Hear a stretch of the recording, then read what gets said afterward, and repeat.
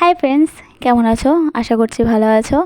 আমিও খুব ভালো আছি, খুবই ভালো আছি। আর আজকে আমি প্রচণ্ডই খুশি, কারণ আজকে আমার একটা বড় স্বপ্ন পূরণ হতে চলেছে।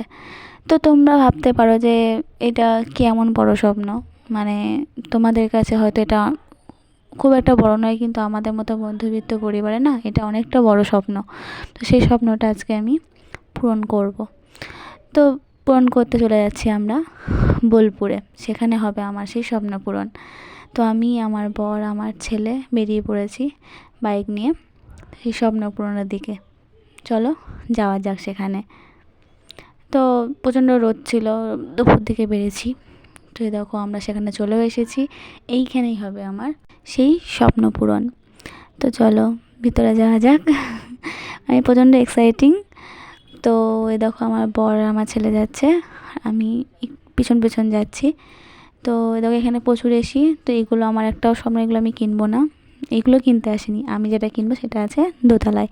তো চলো সেখানে যাওয়া যাক। তো এখানে দেখছো প্রচুর ওয়াশিং মেশিন, তো এটাও আমি কিনতে আসিনি। তো এগুলো পেরিয়ে চলে যাব আমরা, যে সেটা কিনবো সেইটা। এই দেখো আমি কিনবো এইগুলো, মানে আমরা এসছি আজকে ফ্রিজ কিনতে। অনেক দিনের ইচ্ছা, অনেক রকম ফ্রিজ দেখলাম, মানে শেষমেশ আমি নিলাম এই ডবল ডোর ফ্রিজটা। খুবই পছন্দ হয়েছে এটা। তো এটাই ফাইনাল করলাম। এই দেখো এটা হলো মানে উপরের পোর্শনটা, মানে ডিপ ফ্রিজটা, আর এটা হলো নিচের পোর্শনটা। তো এটাই ফাইনাল করলাম। তো এটাই মানে আমি প্রচণ্ড খুশি আর কি, যাকে বলে। আমার এতদিনের ইচ্ছাটা পূরণ করতে পারলাম আমি, তাও আবার আমার রোজগারে টাকায়। মানে পুরোটা হয়তো আমি দিইনি, তবে অর্ধেকটা দিতে পেরেছি, এটাই আমার কাছে অনেকটা।